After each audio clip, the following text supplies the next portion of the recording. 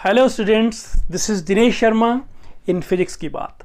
आज हम बात करने जा रहे हैं 11th क्लास के उन स्टूडेंट्स के साथ जो अपना एकेडमिक सेशन अभी शुरू करने जा रहे हैं।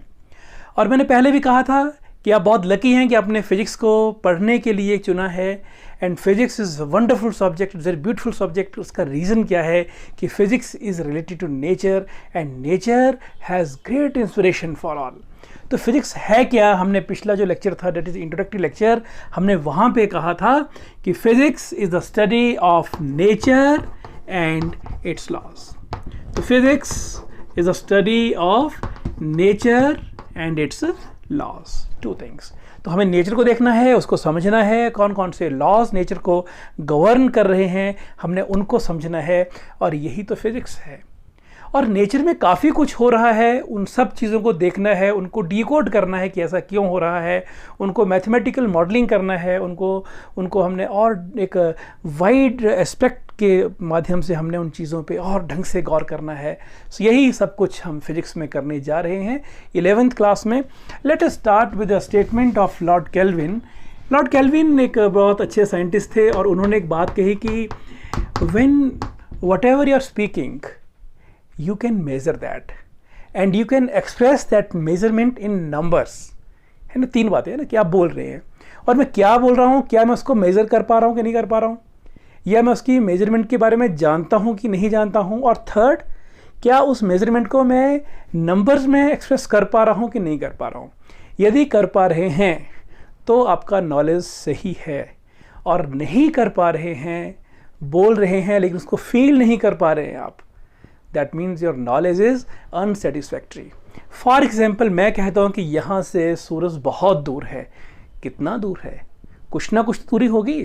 तो जब तक हम उस दूरी को फील नहीं कर पाएंगे, उसको प्रॉपर एक मेजरमेंट नहीं कर पाएंगे, तब तक हमारा नॉलेज सेटिस्फैक्ट्री नहीं होगा। और ये नॉलेज कैसा होना चाहिए, मेजरमेंट कैसी होनी चाहिए?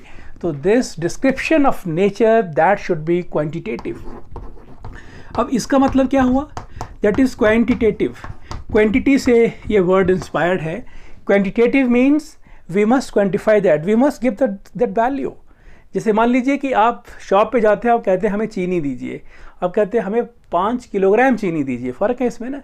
तो आपने क्वांटिटी दे दिया कि मुझे इतना चीनी चाहिए। तो मेज़रमेंट जो होता है वो आपको हेल्प करता है प्रेसाइज होने का, एग्जैक्ट होने का, मोर करेक्ट होने का।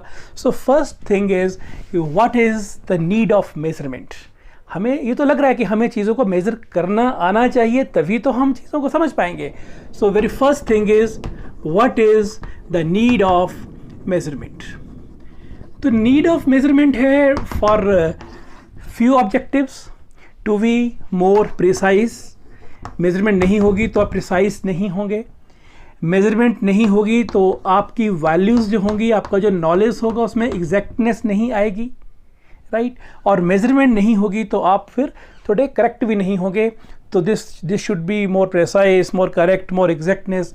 सो for you can also add some more things. इन चीज़ों के लिए हमें मेजरमेंट की ज़रूरत पड़ती है। अगली बात आती है कि मेजरमेंट होती क्या है, व्हाट इज़ मेजरमेंट। अब देखिए, आप इन चीज़ों से रोज़मर्रा की लाइफ में बिल्कुल जुड़े हुए हैं। आप शॉप पे जाते हैं, वहाँ भी आप कुछ ऐसा सामान जब मांगते हैं तो यू से सम कि मुझे कितना सामान दीजिए, फिर शॉपकीपर उसको मेज़र करता है। फॉर एग्ज़ाम्पल, आप मान लीजिए कि आप फिर से किसी ग्रॉसरी की शॉप पे जा रहे हैं और वहाँ से आपको घर से कहा है कि आप चीनी लेकर आइए, 5 kg शुगर, कुछ ऐसा कह के आप वहाँ बोलते हैं कि आप एक पैकेट करते हैं सिलेक्ट, उस पर लिखा है कि वो पैकेट 5 kg है। ये 5 kg ही तो इसका मेजरमेंट है, राइट। और इसके दो बातें हैं, this is the numerical value. तो एक हुआ उसका न्यूमेरिकल वैल्यू और ये इसका हुआ यूनिट।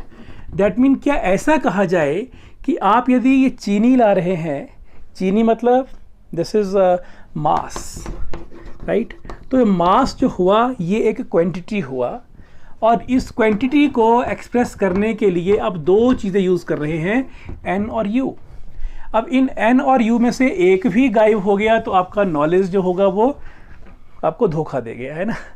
आपने यदि मान लो कि 5 kg में आपने कहा जी कि मुझे 5 शुगर करिए, आपने n रखा, आपने यूनिट ड्रॉप कर दिया, या आपने कहा कि मुझे केजी शुगर दो, तब भी बात ख़त्म हो गई। दैट मीन हमें इन दोनों को साथ में लेके चलना है, न्यूमेरिकल वैल्यू को भी और यूनिट को भी। तो यहाँ पर जो केजी है वो एक यूनिट है, एक स्टैंडर्ड है ना, एक मास का स्टैंडर्ड जो हमने चुन लिया अपनी मेजरमेंट को चलाने के लिए, मेजरमेंट करने के लिए। तो फिर क्या किया, उस चीनी को, मान लीजिए वो पैकेट की चीनी नहीं है, वो चीनी खुली चीनी ले रहे हैं आप, तो बैलेंस में एक तरफ वो 1 kg का एक यूनिट जो रखा है वो डाल दिया, दूसरे में एक कोई कैरी बैग है और उस कैरी बैग में चीनी आना शुरू हुई। पहले इसके 1 kg के बराबर, फिर 2 kg, फिर 3 kg, फिर 4, फिर 5। दैट मीन क्या किया आपने कंपैरिजन किया इस शुगर का इसके साथ। तो यही मेजरमेंट है। Measurement is the comparison of A quantity. 5 kilogram का जो आपके पास एक पैकेट था वो कंपेयर हो गया 1 kg के साथ कि 1 kg का वो 5 टाइम्स है। दैट इज़ वाई ये 5 kg का पैकेट है। यदि उसका वो 2 टाइम्स होता तो वो 2 kg का पैकेट होता। That mean measurement is the comparison of a physical quantity with some standard of the same kind. KG भी क्या है, अब यहाँ पे आप मीटर तो नहीं ले सकते ना, अब यहाँ पर या कोई और टाइम का यूनिट ले सकते हैं, नो, नॉट परमिसिबल। आपको यदि मास को मेजर करना है, चीनी को मेजर करना है, तो आपको मास का ही यूनिट चाहिए।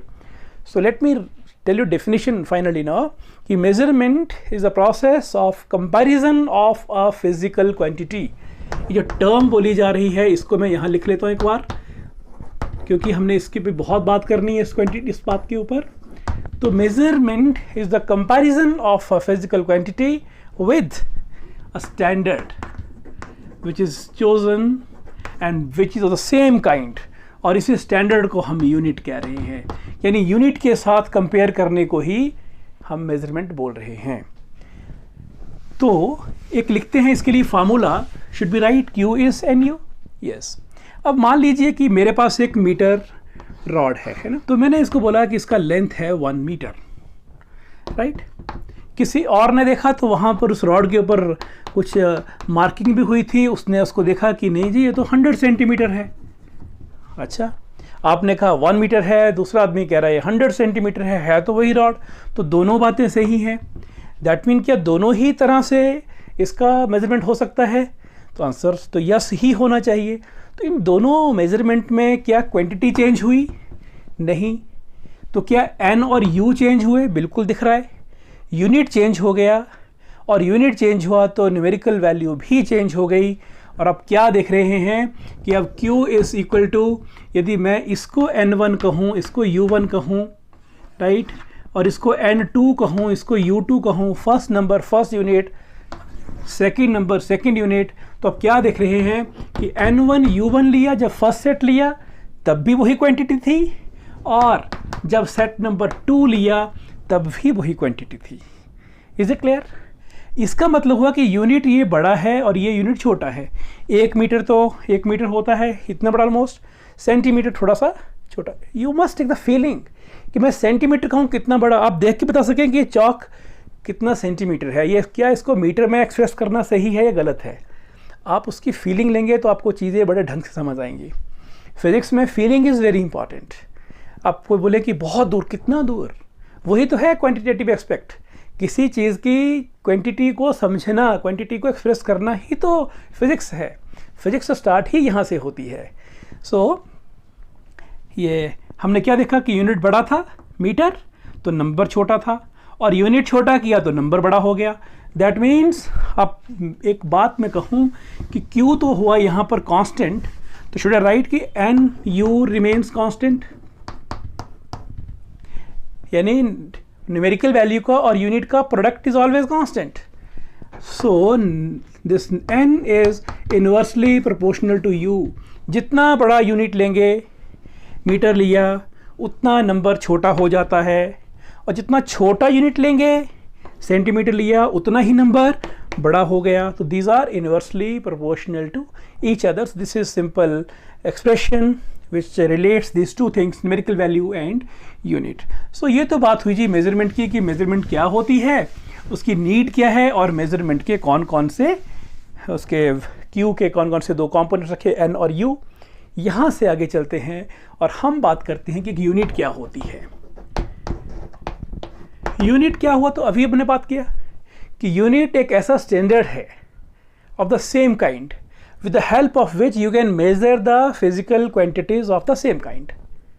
So unit is the standard selected, right, of some kind, and with the help of that standard you can measure the physical quantities of the similar type. So this is unit, right? और unit कैसी होनी चाहिए? So what are the characteristics of units? So what are the characteristics of a unit? तो unit कैसी होनी चाहिए? अब सोचिए, यूनिट ऐसी हो कि पहली बात तो यह है कि वो इंटरनेशनली एक्सेप्टेड हो, उसको हर कंट्री में हर जगह उस यूनिट को माना जाए. Number 1, international acceptance. Number 2 is more important even than the previous one, it should be well defined. जब तक ये यूनिट वेल डिफाइंड नहीं होगी तब तक वेरिएशन तो आ जाएंगी. यानी प्रॉपर डेफिनेशन हो कि ये होता है 1 kg, इस चीज़ का इतना मास लेंगे तो ये 1 kg होता है, उसमें कोई दो राय ना हो. तीसरा पॉइंट हो सकता है कि this should be easily replicable. Replicable माने इसको आप ईजिली रिप्रोड्यूस कर सकें, ऐसा ना हो कि बना दी और उसकी दूसरी कॉपी बन ही ना पाए. तो it should be easily replicable, आसानी से बन भी जाए. चौथी बात क्या होनी चाहिए? It should not very on the physical conditions like pressure and temperature. ऐसा ना हो कि प्रेशर वेरी किया और टेम्परेचर वेरी किया, आपका मीटर की रॉड ये थी, गर्मियाँ आई हैं, थोड़ी लंबी हो गई वो, है ना, फिर तो बड़ा फ़ायदा है. फिर तो गर्मी में कपड़ा खरीदिए फिर तो आप, क्योंकि आपका यूनिट लंबा हो जाता है. सर्दियों में कपड़ा अवॉइड करिए फिर तो, क्योंकि वहाँ मीटर थोड़ा सा छोटा बन जाएगा. पर ऐसा नहीं होता है ना. तो फिर इसका प्रेशर पे और टेम्परेचर पे कोई भी डिपेंडेंस नहीं है. This should not be perishable. Perishable नहीं होना चाहिए. ऐसा ना हो कि जैसे मान लीजिए कि आपने एक कोई सब्जी है, कोई अपने जैसे गाजर है, आपने उसको यूनिट मान लिया और देखा कि 3 दिन में तो ख़राब हो गई, तो आपकी यूनिट जब उसका तो फिर कुछ और ही वो वैल्यूज़ दे रही है. तो ऐसा नहीं कर सकते. तो this should be not the perishable, this should be imperishable. This should be imperishable. Perish तो ये होना ही नहीं चाहिए. तो और भी इसमें कुछ बातें आप ऐड कर सकते हैं कि यूनिट कैसी होनी चाहिए. So these are some characteristics of a unit. अब हम बेसिक बातें समझ चुके हैं. हम बात करते हैं कि what is a physical quantity. What is a physical quantity? So definition क्या इसकी हो सकती है? अब ये नई टर्म आ गई, मैंने पहले भी लिखा था इसको physical quantity. अभी हमने मास कहा, तो मास भी क्या है? एक physical quantity. टाइम भी क्या है? एक physical quantity. सोचिए तो इसको हम क्या डेफिनेशन दें? तो any quantity which can be measured is called a physical quantity. तो एक ही बात काफ़ी है, ये नहीं मेजरमेंट से लिंक किया हमने इसको. तो any quantity which can be measured is called a physical quantity. For example, length is a physical quantity because we can measure length. Book is not a physical quantity, we can measure length of the book, लिख दिया. We can measure mass of the book, we can measure volume of the book, but we can't measure book. Book का क्या measure करना है? There should be some proper objective, क्या करना क्या है हमने. तो इसलिए length is a physical quantity. Mass is also a physical quantity. Time is also a physical quantity. इसके अलावा बहुत सारी क्वांटिटी हैं, speed, velocity, acceleration, power, force, work, ये सारी क्या हैं? All these are physical quantities. So any quantity which can be measured is called a physical quantity, right. तो फिजिकल क्वांटिटीज दो तरह की हो सकती हैं.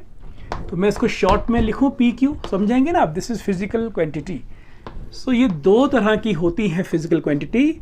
Number 1 is fundamental physical quantities, fundamental physical quantities, and other are derived physical quantities. Now what do you mean by fundamental physical quantity? इनका एक और नाम भी है बेस. बेस इसलिए कि these are base physical quantity, क्योंकि यही तो है फाउंडेशन पूरी की पूरी फिजिक्स की या डिफरेंट साइंसेस जितनी भी हैं सभी का यही तो बेस है. यानी फंडामेंटल माने कि यही कुछ क्वांटिटीज़ हैं जो पूरी की पूरी फिजिक्स को डिफाइन करेंगी आगे जाकर. डेफिनेशन क्या दी जाए कि fundamental physical quantities are those quantities which can not be expressed in terms of each other, right. मतलब ये हुआ कि मैं कहूँ कि लेंथ लिख दिया, तो length is a fundamental physical quantity. और लेंथ के टर्म्स में हम किसी और क्वांटिटी को, जो ये आगे बात करेंगे डिराइव्ड की, उनको एक्सप्रेस कर सकते हैं, लेकिन अपने आप में यूनिट हैं, है ना, दीज आर यूनिट्स। ये बेसिक ये 7 हैं क्वांटिटीज़, और प्लस 2 इसमें और ऐड की थी बाद में सप्लीमेंट्री, तो टोटल 9 हो गई है, 7 + 2। तो इन्हीं 9 क्वांटिटी की वीविंग करके, इन्हीं 9 क्वांटिटीज़ को मल्टीप्लाई डिवाइड करके हम डिराइव्ड फिजिकल क्वांटिटी तक पहुंच जाते हैं। So we can say that there are 7 fundamental quantities. ये 7 कौन कौन सी हैं? Number 1 is mass, number 2 is length, number 3 is time. ये 3 तो आपको समझ हैं ही कि ये 3 तो हमने पहले भी पढ़ रखी हैं। इसके अलावा number 4 is, so I should give the numbers, mass, length, time, and 4th is temperature, right? 4th is temperature, 5th is electric current. Electric current यानी टेम्परेचर भी एक फिजिकल क्वांटिटी है। We can measure mass, we can measure length, we can measure time, we can measure temperature also, we can measure electric current. This is number 5. We can also measure quantity of matter, we can also measure quantity of matter, right? This is 6th. And we can also measure luminous intensity. तो 7th is luminous intensity. फिलहाल यही समझा जाए कि luminous intensity माने कितना चमक है, किसी कोई लाइट का सोर्स है तो वो कितना लाइट दे रहा है, that is luminous intensity. So हमने 7 क्वांटिटी की, mass, length, time, temperature, electric current, आप चाहे इसको 6 बोल दें, ल्यूमिनस इंटेंसिटी इसको 7 बोल दें, quantity of matter. So these are 7 fundamental physical quantities. Is it clear? तो इन 7 क्वांटिटीज़ को आगे फिर इसमें 2 क्वांटिटीज़ और ऐड की जाती हैं, and these are called supplementary physical quantities. These are called supplementary physical quantities. ये 2 ही हैं सिर्फ। नंबर 1 इज़ एंगल, एंगल जानते हैं ना आप, this angle, and number 2 is solid angle. Solid angle क्या होता है? Angle in 3 dimensions. जैसे आप कोई कोन, आइसक्रीम का कोन हो, तो उस कोन को जब आप उसका एंगल देखें यहाँ पर, तो this is solid angle which is the extending in 3 dimensions. So this is one more idea that supplementary physical quantities. तो इन ऑल हमने पढ़ा कि हमारे पास 7 हैं फंडामेंटल फिजिकल क्वांटिटीज़ और 2 हो गई जी सप्लीमेंट्री फिजिकल क्वांटिटीज़. अब बात करते हैं कि डिराइव्ड क्वांटिटीज़ क्या होती हैं. इनका क्लियर हो गया डेफिनेशन आपको? डेफिनेशन फिर से बोल दो एक बार. Fundamental physical quantities are those quantities which cannot be expressed in terms of each other. And दूसरी बात कि by multiplying and dividing their units we can reach the derived physical quantities. That means these are base quantities. And now what are derived quantities? So derived physical quantities are those quantities which can be obtained from the fundamental physical quantities. For example, velocity, speed. वैसे दोनों numerically same रहते हैं, लेकिन इनका direction की बात करेंगे तो वेलोसिटी बन जाएगा. तो स्पीड क्या होता है ना, लेंथ बाई टाइम. ऐसे ही एक्सीलरेशन है, वर्क है, पावर है. अब क्या देख रहे हैं, ये सारी जो भी हम चीज़ें लिख रहे हैं, all these are derived physical quantities. तो ये 2 तरह की क्वांटिटीज़ की बात हुई. अब बात करते हैं कि what are fundamental units and what are derived units. What are fundamental units, and number 2, what are derived units. तो साफ दिख रहा है कि जो फंडामेंटल फिजिकल क्वांटिटीज थी उनके यूनिट हो गए फंडामेंटल यूनिट्स और डिराइव्ड वालों के यूनिट हो गए derived.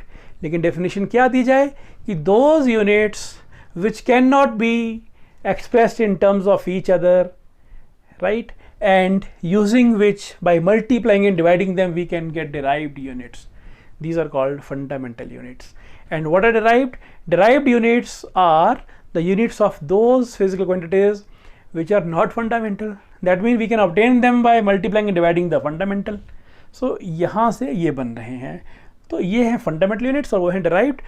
Let us prepare one table for 7 + 2 9 fundamental units along with their physical quantities. So next our table is fundamental physical quantities and their units. तो एक टेबल बनाते हैं जिसमें नंबरिंग करनी है अपने 1 to 9, राइट। तो ये आ गया हमारा सीरियल नंबर। सो पहले लिखते हैं फिजिकल क्वांटिटीज। पहला मास लिख दें, आप लेंथ पहले करिए, कोई दिक्कत नहीं है। Mass, length, time, temperature, current, electric current, you can write electric current, right? You can write luminous intensity,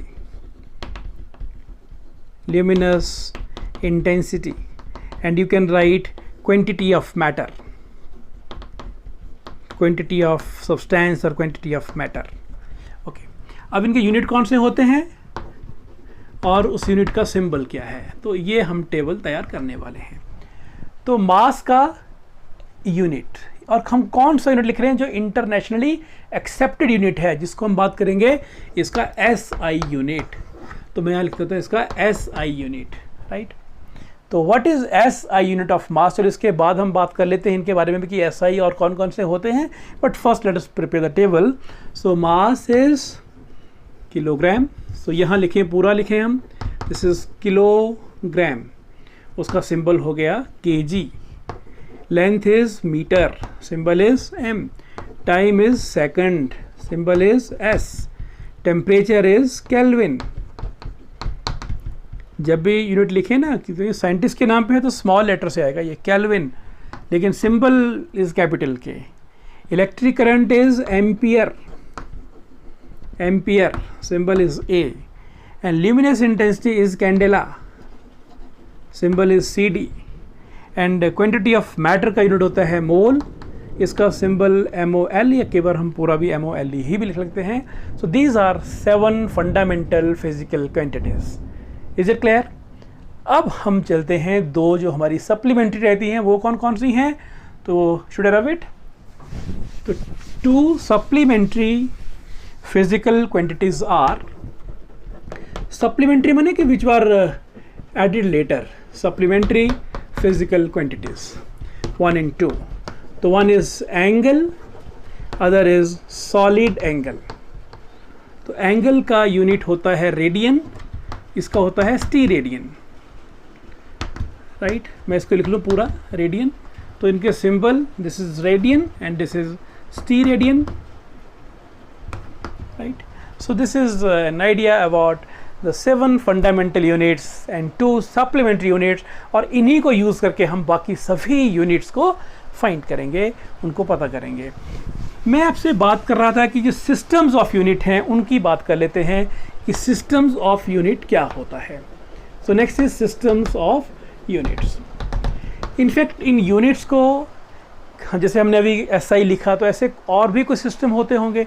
तो system is a complete set of units in terms of we can assign the units to different physical quantities.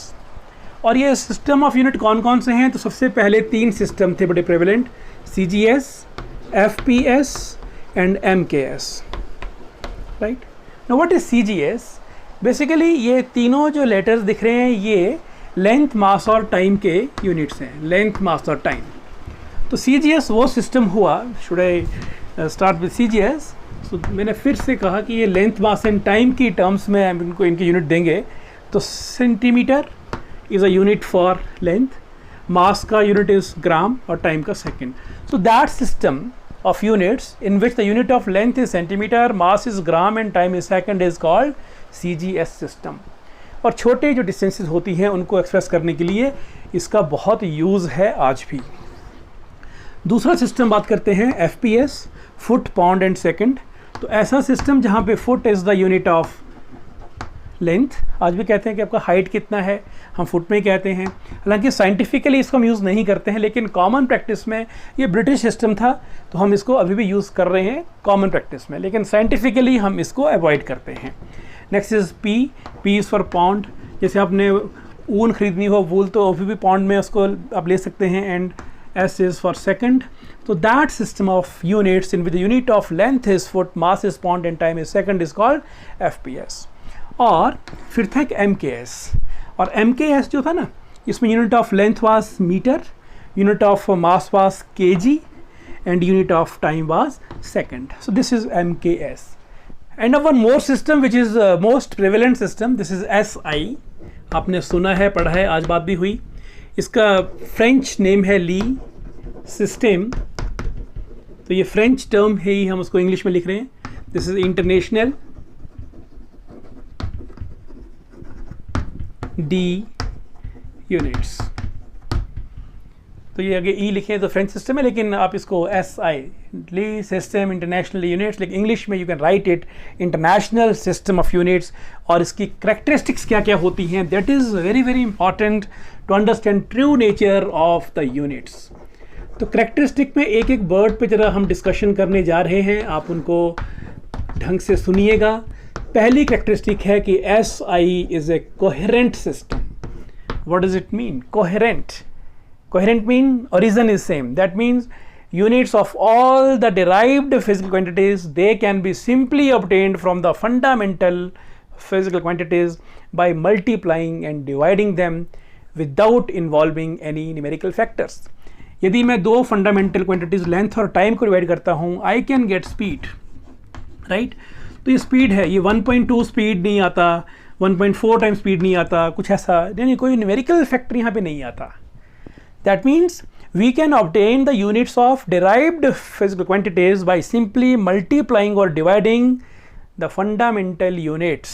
So this is the meaning of that SI is coherent system. Second is SI is a rational system. Rational मतलब क्या होता है और rational क्या नहीं था. तो MKS में क्या था ना कि एक एनर्जी होती है ना, तो एनर्जी के डिफरेंट यूनिट्स थे एनर्जी की टाइप के हिसाब से. इफ़ एनर्जी इज़ इलेक्ट्रिकल तो यूनिट बन गया watt hour. If energy is heat energy और फूड एनर्जी कैलोरी बन गया. मैकेनिकल है तो दिस इज़ जूल. यानी जितनी एनर्जी की टाइप्स वैसे ही ढंग से उनके यूनिट्स. एसआई में 1971 में जब ये general conference on weights and measurements हुआ जिसमें एसआई को अडॉप्ट किया गया, ये फैसला किया गया कि अब हमने ये सिस्टम नहीं रखना है. One physical quantity mean one unit. तो यहाँ पर कोई भी भेदभाव नहीं करना है कि एनर्जी कौन सी है. All the energies they will be having joule as their units. कोई और होगा तो उसका यूनिट माने एक क्वांटिटी का एक यूनिट, क्वांटिटी चेंज होगी तभी यूनिट चेंज होगा. So this was the second characteristic, S I is rational. Exam में क्वेश्चन भी आते हैं इसके कई बार कि what do you mean by statement that S I is coherent या S I is rational. Third is metric. Metric में देखिए अब क्या होता है ना, कई मेजरमेंट्स काफ़ी छोटी होती हैं, कुछ बहुत बड़ी होती हैं. ये चौक का लेंथ देखें तो it is in range of centimetre. तो इसको एक्सप्रेस करने के लिए 10 की कम पावर चाहिए. अब यहाँ से एंड्रोमेडा गैलेक्सी का हम डिस्टेंस देखें तो दैट इज़ 10^22 मीटर के ऑर्डर में आ रहा है, वो तो काफ़ी ज़्यादा चाहिए. तो SI में सभी मेजरमेंट्स को, all the measurements can be expressed as multiples and sub multiples of 10 without involving any numerical factors. यानी multiples mean positive powers, sub multiple negative powers. So expressible as multiples and sub multiples of 10.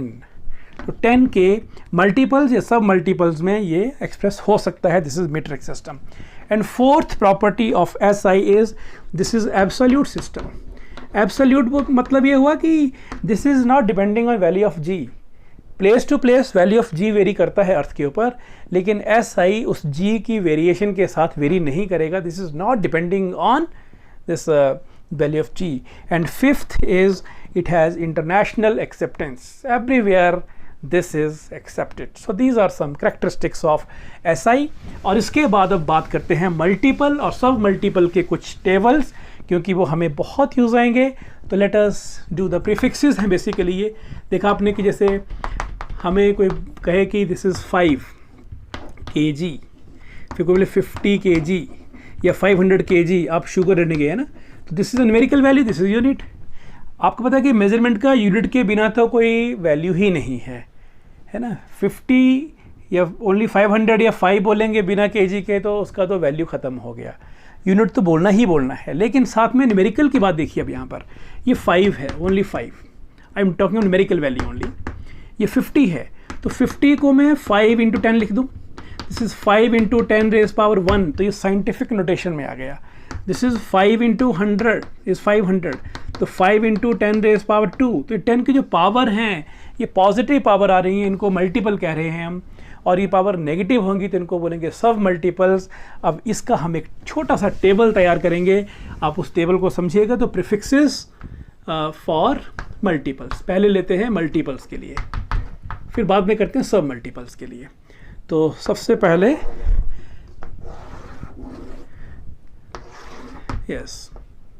तो यहाँ पर लेते हैं multiple. Multiple कौन सा लिया जाए? पहले 10 पावर लेते हैं हम, 0 लेते हैं, दैट इज 10 पावर 0 मीन 1, तो नो नीड। ओके, 10 पावर 1 की जरूरत है, यस, 10 पावर 1 मीन 10, तो इसको बोलते हैं डेका, राइट। इसके लिए प्रीफिक्स क्या है, इसके लिए मल्टीपल क्या रहेगा? This is prefix is Deka, और इस प्रीफिक्स का जो सिंबल रहेगा दैट सिंबल इज DA।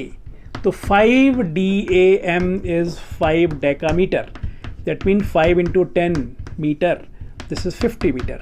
तो नेवर से कि ये 5 डैम्स होंगे कोई, है ना, dam mean decametre. Okay, 10 power 2 is hecto and this is H। 10 power 3 is kilo, this is K। ये 3 सिंबल देख रहे हैं आप, स्मॉल लेटर से आ रहे हैं, बाकी जितने भी आगे मल्टीपल्स जाएंगे वो सारे कैपिटल से जाएंगे। 10 power 6 is mega, capital M। 10 power 9 is giga, GIGA, giga, capital G। 10 power 12 is tera, capital T। 10 power, this is 10 power 12। 10 power 15 is 10 power 15 is peta, it's 15, this is peta, symbol is P, capital P. 10 power 18 is, this is exa, symbol is capital E. 10 power 21 is zeta, symbol is Z. And 10 power 24 is iota, symbol is Y, this is iota, symbol is capital Y. सो ये हमने देखो 1 2 3 लिखे, बाद में 3 3 के gap से लिखे। तो 10 power 1 is deca, 10 power 2 is hecto, 10 power 3 is kilo, 10 power 6 is mega, 10 power 9 is giga, 10 power 12 is tera. Computer में मेमोरीज होती है ना, तो वो तो गीगा और टेरा में आती हैं। हार्ड डिस्क कितने TB की है, कितने टेराबाइट की है, गीगाबाइट। हमारे सॉन्ग्स, दिस इज़ मेगाबाइट, है ना, स्पीड Mbps, मेगाबाइट पर सेकेंड। तो ये वही सारे मल्टीपल्स आ रहे हैं। लिस्ट आगे चले। 10 power 15 is peta, 10 power 18 is exa, 10 power 21 is zetta, 10 power 24 is yotta. अब चलते हैं सब मल्टीपल्स में। ये सब multiple and this is prefix and this the symbol of that prefix. तो यहाँ भी जो हमने लिखी थी पॉजिटिव, उन्हीं को करेंगे। अब देखना आपको कौन कौन सी याद हैं। 10 power -1, 10 power -2, 10 power -3, 10 power -6, 10 power -9। पहले इतना करते हैं पहले। 10 power -1 is, yes, this is deci. कहीं पर 10 पावर -1 माने 1/10 लिखा हो तो उसका मतलब होता है डेसी। 1 का 10th part is deci, decimetre, डेसिस कुछ भी है ना, डेसीग्राम। तो this is deci, symbol is D. यहाँ सारे स्मॉल लेटर से आएंगे डी।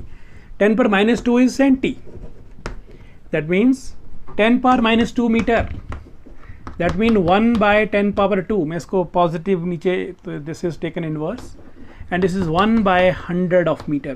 तो 1 मीटर का 100th पार्ट मीन 10 पर -2 centi, symbol is C. 10 power -3 is milli, M. 10 power -6 is micro, symbol is mu. ये यू थोड़ा सा लंबा कर दिया, म्यू ग्रीक सिंबल है ये। 10 power -9 is nano, this is N. 10 power -12 is pico, symbol is P. 10 power -15 is femto, symbol is F, small f. अब चलते हैं 10 पावर -18। तो 10 पावर -18 करेंगे तो 10 power -18 is atto, symbol is A. 10 power -21 is, this is zepto, symbol is Z. And 10 power -24 is yocto, and symbol is small y. So you must memorize these multiples and sub multiples ताकि आपकी अच्छी पकड़ बन पाए जब ये terms कहीं discuss हो. This was all regarding the first lecture of physics. I hope आज आपको मेजरमेंट क्या होती है, यूनिट्स क्या होती हैं, यूनिट की ज़रूरत क्या है, और मल्टीपल सब multiple system of units, CGS, FPS, SI, उनके करेक्टरिस्टिक्स, ये सारी बातें समझ आई होंगी. If any doubt is there, doubts are welcome in the comment box. आप इन सब चीज़ों पे काम करिए, और नेक्स्ट लेक्चर जब हम शुरू करेंगे उससे पहले आप इन सब टॉपिक्स के ऊपर आपकी मास्टरी चाहिए, और एक दो बार वीडियो को देखेंगे तो आपको ये सारी चीज़ें ढंग से समझ आ जाएंगी. So thanks for getting connected. Thank you very much.